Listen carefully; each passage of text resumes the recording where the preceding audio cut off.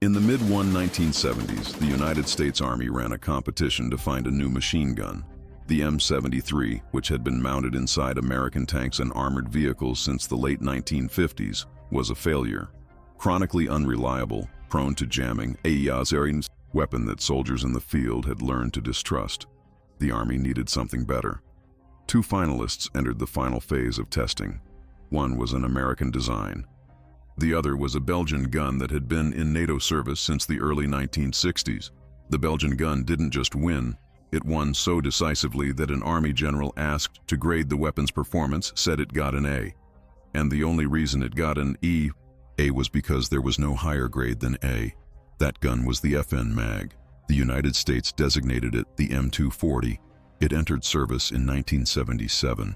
Right now in 2026, the M240 remains in widespread service across all branches of the U.S. military, Army, Marine Corps, Navy, Air Force, and Coast Guard. It is on every Abrams tank. It is in the doors of Blackhawk helicopters. It is found in the machine gun section of the weapons platoon of every Marine rifle company and widely across Army infantry formations. In 2025, the Army formally announced a multi-billion-dollar program to replace it, the Future Medium Machine Gun with a $3.6 billion budget. No caliber has been decided. The Army is still developing requirements and evaluating test hardware. No fielding timeline has been announced. The M240 remains the weapon American soldiers will carry into the next fight. And when you understand why the Army has been trying to replace this gun for 50 years and still hasn't, and what happens every time a new design goes into testing, you'll understand something about what it actually costs to build a machine gun, good enough to outlast the one it's supposed to replace. To understand why the M240 matters, you have to understand what it replaced and why replacing it was not optional. The M60 machine gun entered service in 1960. It was called the Pig. The nickname stuck partly because of its weight, partly because of its appetite for ammunition, and mostly because soldiers who carried it in Vietnam came to understand that it was underneath the firepower, a deeply flawed weapon. Door gunners on helicopters could fire 5,000 rounds in a single day, laying down suppressive fire on landing zones. At that rate, the M60's lightweight receiver would literally stretch from the heat and mechanical stress, cracking open and becoming unserviceable. A phenomenon well understood enough that armorers were issued gauges to measure when a receiver had stretched too far. An M60 receiver was good for roughly 100,000 rounds before failure. In contrast, testing later showed the M240's receiver could go more than 2 million without needing repair. That is not a small difference. That is the difference between a weapon that breaks during a sustained fight and one that does not. The trigger group was held together by pins that relied on a flat spring that could walk out of position, taking the whole trigger assembly with it. The gas system components were prone to working loose, and the fix in the field was wire tying them into place. The bipod was attached to the barrel rather than the receiver, which meant that when the barrel overheated and needed to be swapped out, which it did regularly, the entire gun had to be lifted out of the firing position to do it. In the middle of a firefight, that was not a minor inconvenience. It was a moment when the gun went quiet. American soldiers loved the M60 for what it could do when it worked. They tolerated it when it didn't. The nicknames, the Pig, the Hog, were affectionate, the way soldiers name the things they depend on. But the affection didn't change the record. The gas system needed regular attention and would unthread itself under sustained fire. The trigger group could be assembled incorrectly, causing the weapon to fire continuously even with the trigger released. Spent casing sometimes failed to extract, jamming the action at the worst possible moment. After Vietnam, the Army looked at the combat record honestly and concluded that the M60's problems were not fixable at the level they needed fixing. They needed something better. The something better was already being used by most of NATO. The FN Mag had been in service with the British Army since 1961. Sweden adopted it in 1958. Belgium, Germany, and a dozen other NATO members were running it through the 1960s. It had a combat record across 3 continents before the U.S. Army ever put it on a test range. When the Army did test it, running it alongside the M60E2 and the existing M219 coaxial gun in a formal evaluation, the 2 primary criteria were mean rounds between stoppages and mean rounds between failures. A stoppage is a jam that a crew, can clear in the field in minutes. A failure is something breaking, a part that has to be replaced, meaning the gun is out of action until someone gets it to an armorer. The MAG outperformed both competitors on both criteria by enough margin that the result was not close. The Army designated it the M240 in 1977 and began fitting it to the M1 Abrams and the M2 Bradley. The M240 was so reliable in its vehicle-mounted role that the Marine Corps came back to the Army in the late 1980s and asked a question: what would it take to configure this weapon for infantry use? The answer was an infantry modification kit, a stock, a front sight, a carrying handle for the barrel, a bipod mounted to the receiver rather than the barrel. In 1991, the USMC adopted the resulting variant, the M240G, as its standard infantry machine gun, replacing the worn-out M6s that Marines had been carrying since Vietnam. The Army watched the Marine Corps field the M240G, saw the combat results, and in the late 1990s ran their own head-to-head evaluation, the M240E4 against the M60E4. The M60E4 was lighter and cheaper. It lost. The deciding factor was not performance on the range. It was what the Army called commonality. The M240 was already in every Abrams tank, already on every Bradley, already in use by the USMC, already the standard weapon of every NATO ally the US Army might fight alongside. Choosing a different weapon for infantry would mean a second supply chain, a second set of spare parts, and a second training program for a gun that was demonstrably less reliable in testing. The M240B entered Army infantry service in the late 1990s. In roughly 20 years from its first adoption to full infantry fielding, the M240 expanded to cover every role the American military needed a 7.62mm machine gun to fill. Not because procurement planned it that way, because the weapon kept proving itself wherever it went. The M240 has one problem that has not been solved in 50 years of service. It is heavy. The M240B weighs 2712 lb. Add the tripod and you are over 70 lb before a single round of ammunition. For a soldier carrying a full combat load on a long patrol in the mountains of Afghanistan, that weight is not academic. It comes out of the energy he has left when the shooting starts. The Army has known this since the weapon entered infantry service, and it has spent decades trying to address it.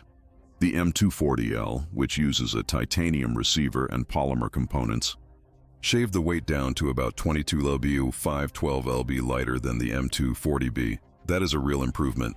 It is also still a 22 lb machine gun, which is still among the heaviest weapons in the squad. In July 2025, the Army made the problem official. The fiscal year 2026 budget included a formal program, the Future Medium Machine Gun or FMMG, with $3.6 billion allocated to develop and field a replacement. The FMMG is described in budget documents as a belt-fed crew-served direct-fire weapon system intended to provide increased lethality and capability compared to the M240. The caliber has not been decided. The Army is still developing requirements and evaluating test hardware. No fielding date has been set. The Army spokesperson responding to press inquiries said only that the service cannot provide an update at this time. This is not the first time the Army has tried to move past the M240. The weight problem has generated programs before. What each of them has run into is the same constraint. The M240's reliability is not a lucky accident. It is a product of the mechanical design, the long stroke gas piston, the machine steel receiver, the specific relationship between mass, timing, and pressure that makes the weapon function reliably across extreme temperature ranges and after exposure to the mud, sand, dust, and neglect that weapons encounter in actual combat. Building something lighter means engineering around those constraints. Every time the Army has tried, the lighter weapon has given something back in reliability, in durability, or both. The gun that could replace the M240 has to be as good as the M240. 50 years of attempts have established that this is a genuinely difficult problem. The FN MAG was itself built on a foundation of lessons learned. Its designer, Ernest Verviers, incorporated the long-stroke gas piston system from the Browning automatic rifle, an American design, ironically, paired with a machined steel receiver built heavier than the M60's lightweight stampings. The result was a weapon that could absorb sustained fire, rough handling, and the full spectrum of environments that combat produces without the mechanical fragility that plagued the guns it would eventually replace across NATO. In the 1977 Army, Evaluation. The mag was tested against a weapon designed and manufactured domestically. It won on every metric the Army cared about. The FN mag was already old by 1977. It had been in continuous service since 1958. The Army adopted it anyway because the testing was honest and the results were clear. That decision made on the evidence rather than on procurement preference is why the M240 is still the standard American machine gun today. The M240's mean rounds between failure rating is cited at 26,000 rounds in combat documentation from Iraq and Afghanistan. Some sources cite figures above 50,000 under specific test conditions. Either number represents a weapon that functions reliably through the kind of sustained use that combat actually demands.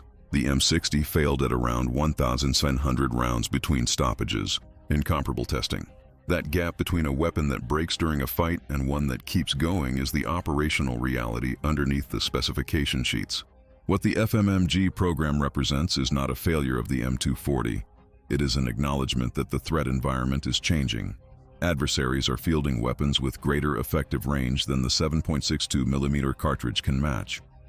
The Army's concern is overmatch. Russian and Chinese machine guns are increasingly outranging what the M240 can deliver. That is the argument for a new caliber, a new system, a new weapon. It is a legitimate argument. But the history of the M240 also says something about what that new weapon will have to be. It will have to survive the honest test. It will have to perform against whatever the Army runs it against in a formal evaluation in the mud, in the cold, in the sand, at the sustained rates of fire that combat actually requires, not the controlled conditions of a demonstration range. And whatever it is, the Army will run it against something. If the new weapon is genuinely better, it will replace the M240. If it is merely newer, the M240 will keep going. The Belgian gun that won a test, nobody expected it to win in 1977, is still in the weapons platoon of every Marine rifle company and across Army infantry formations worldwide. That is not inertia. That is a record. There is a lesson in the M240's history that procurement offices find uncomfortable. The best weapon does not always win the contract. Sometimes the bureaucracy is too large, the domestic contractor too politically connected, the inertia of the existing supply chain too strong. The M240 won in 1977 because the Army ran a genuinely honest competition and accepted the result. A Belgian design built in South Carolina became the American military's standard machine gun. Not because it was American, but because it was better. The weapon has spent 50 years proving that judgment right. From coaxial gun on the Abrams to the door of the Blackhawk to the bipod of a Marine machine gunner in Fallujah and a Ranger team on a ridgeline in Afghanistan, the M240 has been the gun that was there.